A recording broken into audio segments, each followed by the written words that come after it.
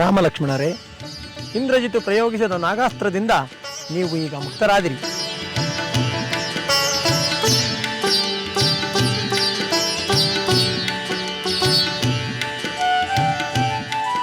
ವೈನತೆಯ, ನಿನ್ನಿಂದ ನಾವು ನಾಗಾಸ್ತ್ರದ ಬಂಧನದಿಂದ ಮುಕ್ತರಾದೆವು. ರಾವಣ ಪುತ್ರ ಇಂದ್ರಜಿತುವಿನಿಂದ ಉಂಟಾಗಿದ್ದ ಭಯದಿಂದ ಪಾರಾದೆವು. ನಿನ್ನ ಕೃಪೆಯಿಂದ ನಾವು ಮೊದಲಿಗಿಂತ ಹೆಚ್ಚು ಬಲಿಷ್ಠರಾಗಿದ್ದೇವೆ. ರಾಮಚಂದ್ರ, ನಾನು ನಿನ್ನ ಪ್ರಿಯ ಸಖ. ನಾನು ಹೊರಗೆ ಸಂಚರಿಸುವ ನಿನ್ನ ಪ್ರಾಣ ಸ್ವರೂಪನಾಗಿದ್ದೇನೆ. ಗರುಡ ಎಂದು ಕರೆಯಲ್ಪಡುವ ನಾನು ನಿನಗೆ ಸಹಾಯ ಮಾಡಲೆಂದೇ ಇಲ್ಲಿಗೆ ಬಂದೆ. ಈ ಸರ್ಪ ಬಂಧವನ್ನು ಮಹಾಬಲಶಾಲಿಗಳಾದ ಅಸುರರಿಂದಾಗಲಿ ಪರಾಕ್ರಮಶಾಲಿಗಳಾದ ಇಂದ್ರಾದಿ ದೇವತೆಗಳಿಂದಾಗಲಿ ಬಿಡಿಸಲು ಸಾಧ್ಯವಿಲ್ಲ. ಅದಕ್ಕಾಗಿ ನಾನೇ ಬರಬೇಕಾಯಿತು. ವೈನತೆಯ, ನಮಗೆಲ್ಲ ದಿಕ್ಕೇ ತೋಚದಂತಾಗಿತ್ತು. ನೀನು ಬಂದು ರಾಮ ಲಕ್ಷ್ಮಣರಿಗೆ ಪ್ರಜ್ಞೆ ಮರಳುವಂತೆ ಮಾಡಿದ್ದರಿಂದ ನಮಗೆಲ್ಲ ಪುನರ್ಜನ್ಮವಾದಂತಾಯಿತು. ನಾವೆಲ್ಲ ನಿನಗೆ ಕೃತಜ್ಞರಾಗಿದ್ದೇವೆ. ಸುಗ್ರೀವ, ಕ್ರೂರ ಕರ್ಮಿಯಾದ ಇಂದ್ರಜಿತು ತನ್ನ ಮಾಯಾವಿದ್ಯೆಯಿಂದ ಈ ನಾಗರೂಪದ ಬಾಣಗಳ ಬಂಧನವನ್ನು ಉಂಟು ಮಾಡಿದ್ದ.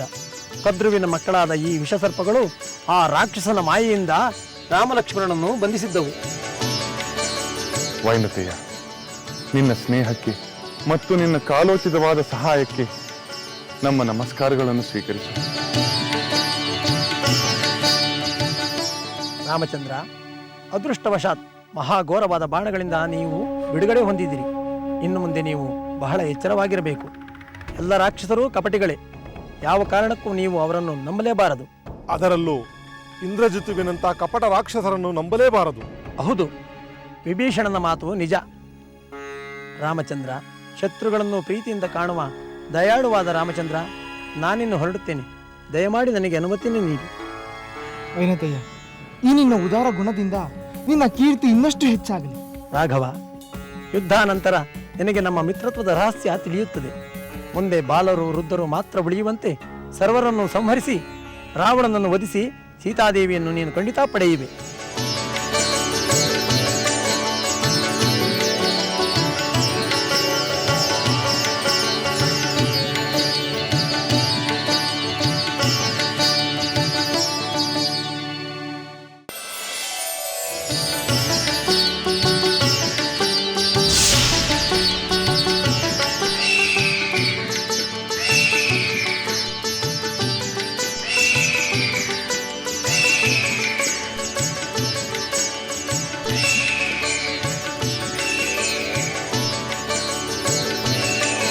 ಜೈ ಶ್ರೀರಾಮ್, ಜೈ ಶ್ರೀರಾಮ್, ಜೈ ಶ್ರೀರಾಮ್, ಜೈ ಶ್ರೀರಾಮ್, ಜೈ ಶ್ರೀರಾಮ್, ಜೈ ಶ್ರೀರಾಮ್, ಜೈ ಶ್ರೀರಾಮ್.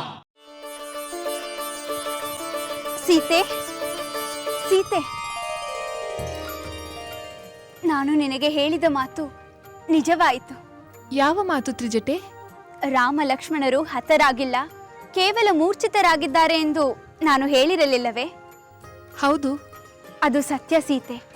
ಈಗ ಅವರು ಎಚ್ಚರಗೊಂಡು ಸಮರೋತ್ಸಾಹದಿಂದ ಸಿದ್ಧರಾಗಿ ನಿಂತಿದ್ದಾರೆ.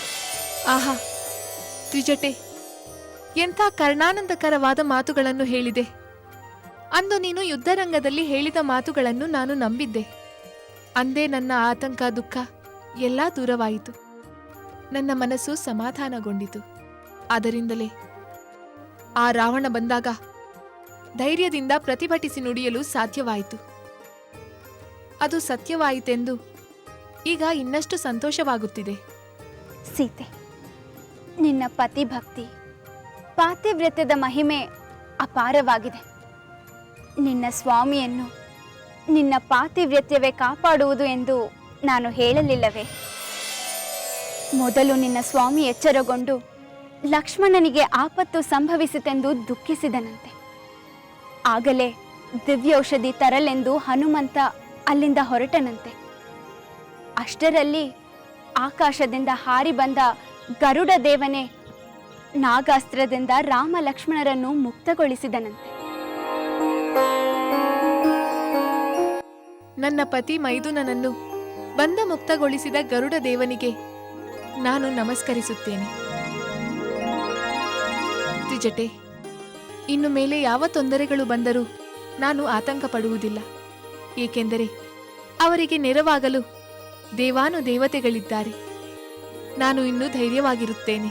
ಆ ರಾವಣನ ವಧೆಯಾಗಿ ನನ್ನ ಸ್ವಾಮಿ ಬಂದು ನನ್ನನ್ನು ಕರೆದುಕೊಂಡು ಹೋಗುವವರೆಗೂ ನಾನು ಶಾಂತಳಾಗಿ ಕಾಯುತ್ತೇನೆ. ನಿನ್ನ ಸಹನೆ ಧೈರ್ಯ ಹೀಗೆ ಇರಲಿ. ನಿನ್ನ ಸದ್ಗುಣಗಳು ಪತಿಭಕ್ತಿ ಲೋಕವಿಖ್ಯಾತವಾಗಲಿ.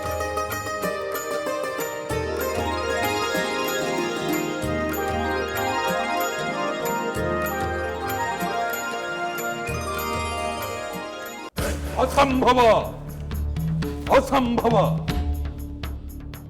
ಮೃತ್ಯು ಸದೃಶವಾದ ನಾಗಸರ್ಪ ಬಂಧಿಸಿದ ಮೇಲೆ ಯಮ ಸದನಕ್ಕೆ ತೆರಳದೆ ಬಂಧ ಮುಕ್ತರಾಗಲು ಹೇಗೆ ಸಾಧ್ಯ? ನೀವು ನಿಜವನ್ನು ಹೇಳುತ್ತಿರುವಿರಿ ತಾನೇ? ಪರಮೇಶ್ವರನ ಆಣೆಗೂ ಸತ್ಯ ಪ್ರಭು. ಆ ರಾಮ ಲಕ್ಷ್ಮಣರು ಬಂಧ ಮುಕ್ತವಾಗಿದ್ದರಿಂದಲೇ ಆ ವಾನರರು ನಮ್ಮ ರಾಕ್ಷಸರನ್ನು ಹೊಡೆಯುವಂತಾಯಿತು. ಇದು ಹೇಗೆ ಸಾಧ್ಯ? ಇಂದ್ರಜಿತ್ತು ವರವಾಗಿ ಪಡೆದಿದ್ದ ಆ ಬಾಣಗಳು ಅತಿ ಭಯಂಕರವಾಗಿದ್ದವು. ವಿಷ ಸರ್ಪಗಳಂತಿದ್ದವು. ವ್ಯರ್ಥಗೊಳಿಸಲು ಸಾಧ್ಯವಿಲ್ಲದಂತಿದ್ದವು. ಸೂರ್ಯ ಸದೃಶವಾಗಿದ್ದವು. ಅಂತಹ ಅಮೋಘ ಬಾಣಗಳು ರಾಮ ಲಕ್ಷ್ಮಣರನ್ನು ಬಂಧಿಸಿತ್ತು ತಾನೇ? ಹೌದು ಪ್ರಭು, ಅದರಿಂದಲೇ ಅವರು ಮುಕ್ತರಾಗಿದ್ದು. ಪ್ರಾಣಾಂತಿಕವಾದ ನಾಗಾಸ್ತ್ರದಿಂದ ಆ ರಾಮ ಲಕ್ಷ್ಮಣರು ಬಂಧ ಮುಕ್ತರಾಗಿದ್ದಾರೆ. ಅಂದರೆ ಈಗ ನಮ್ಮ ರಾಕ್ಷಸ ಸೈನ್ಯ ಆಪತ್ತಿಗೆ ಸಿಲುಕಿರುವುದಂತೂ ಖಚಿತ.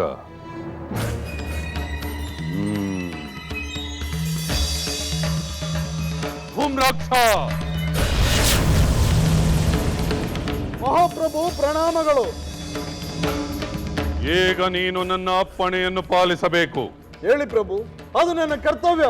ಅಪ್ಪಣೆ ಮಾಡಿ. ಧೂಮ್ರಾಕ್ಷ, ನೀನು ರಾಕ್ಷಸರ ದೊಡ್ಡ ಪಡೆಯೊಂದಿಗೆ ರಣರಂಗಕ್ಕೆ ಹೋಗು. ಆ ರಾಮ ಲಕ್ಷ್ಮಣರು ನಾಗಾಸ್ತ್ರದಿಂದ ಬಂಧ ಮುಕ್ತರಾಗಿದ್ದಾರೆ. ಆ ವಾನರರನ್ನು, ಆ ರಾಮ ಲಕ್ಷ್ಮಣರನ್ನು ಸಂಹರಿಸಿ ಬಾ. ಇದೇ ನಿನ್ನ ಕರ್ತವ್ಯ. ಹಾಗೆ ಆಗಲಿ ಪ್ರಭು. ವಿಜಯೇ ಭವ.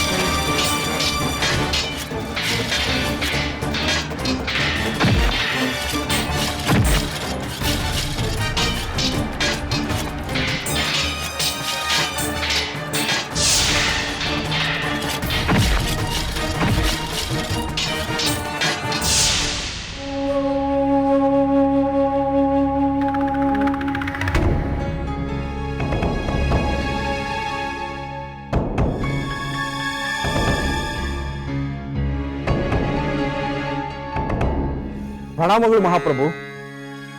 ಎಲೈ ಭಟ, ರಣಭೂಮಿಯಲ್ಲಿ ಏನು ನಡೆಯುತ್ತಿದೆ? ನಾವು ಜಯಿಸುತ್ತಿದ್ದೇವೆಯೇ? ಬೇಗ ಹೇಳು. ಖಂಡಿತವಾಗಿಯೂ ನಾವು ಗೆಲ್ಲುತ್ತಿದ್ದೇವೆ ಮಹಾಪ್ರಭು. ಅದನ್ನ ತಮ್ಮ ಗಮನಕ್ಕೆ ತರಲೆಂದೇ ನಾನು ಧಾವಿಸಿ ಬಂದೆ. ನಮ್ಮ ಧೂಮ್ರಾಕ್ಷನ ಪರಾಕ್ರಮಕ್ಕೆ ಸರಿಸಾಟಿ ಇಲ್ಲ. ವಾನರರು ಬೆದರು ಓಡುತ್ತಿದ್ದಾರೆ. ಹೌದೇ? ಅಂದರೆ ಧೂಮ್ರಾಕ್ಷನನ್ನು ಕಳಿಸಿ ನಾನು ಒಳ್ಳೆಯ ಕೆಲಸ ಮಾಡಿದ್ದೇನೆಂದು ಹೇಳು. ಅದರಲ್ಲಿ ಸಂದೇಹವಿಲ್ಲ ಮಹಾಪ್ರಭು. ಮಹಾಬಲಶಾಲಿಯಾದ ಧೂಮ್ರಾಕ್ಷ ವಾನರ ಮೇಲೆ ನಿರ್ದಾಕ್ಷಿಣ್ಯವಾಗಿ ಆಕ್ರಮಣ ಮಾಡಿ ಅವರನ್ನು ಚಲ್ಲಾಪಿಲ್ಲಿ ಮಾಡುತ್ತಿದ್ದಾನೆ. ಭಲೆ ಭಲೆ ಭಲೆ ಧೂಮ್ರಾಕ್ಷ, ಭಲೆ. ಗೆದ್ದು ಬಾ.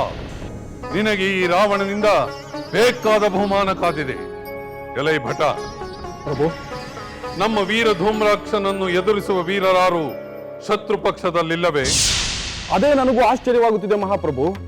ಧೂಮ್ರಾಕ್ಷ ರಣರಂಗದಲ್ಲಿ ವಿಜೃಂಭಿಸುತ್ತಿದ್ದರೂ ಅಂಗದ, ಸುಗ್ರೀವನಂತ ವೀರರಾಗಲಿ, ಹನುಮಂತ, ಜಾಂಬವಂತ ಮೊದಲಾದ ಪ್ರಮುಖರಾಗಲಿ, ರಾಮ ಲಕ್ಷ್ಮಣನಂತ ಮಹಾಪರಾಕ್ರಮಿಗಳಾಗಲಿ ಅವನನ್ನು ಎದುರಿಸಲು ಏಕೆ ಬರಲಿಲ್ಲವೆಂದು ನನಗೆ ಅಚ್ಚರಿ ಆಗುತ್ತದೆ ಮಹಾಪ್ರಭು.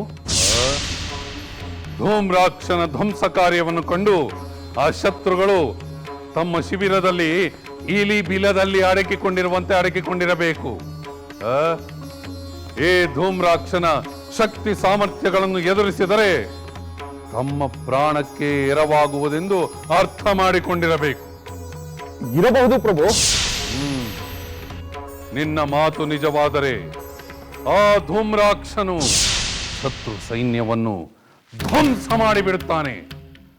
ಆಗ ರಾಮ ಲಕ್ಷ್ಮಣ ಸುಗ್ರೀವಾದಿಗಳು ಲಂಕೆಯಿಂದ ಪಲಾಯನ ಮಾಡುತ್ತಾರೆ. ಖಂಡಿತ ಪಲಾಯನ ಮಾಡುತ್ತಾರೆ.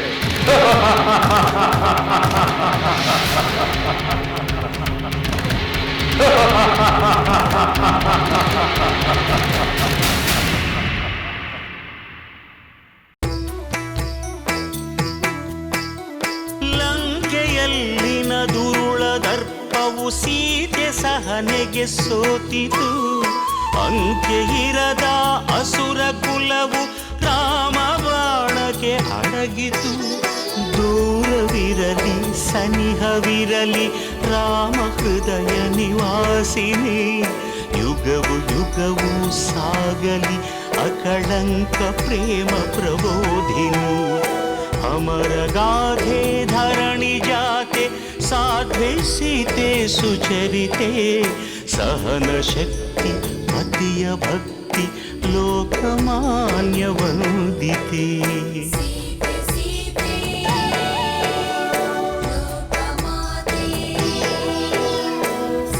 ರಾಮ ಹೃದಯ ನಿವಾಸಿನಿ ಅಕಳಂಕ ಪ್ರೇಮ ಪ್ರಬೋಧಿನಿ. ಸೀತೆ ಮಾತೆ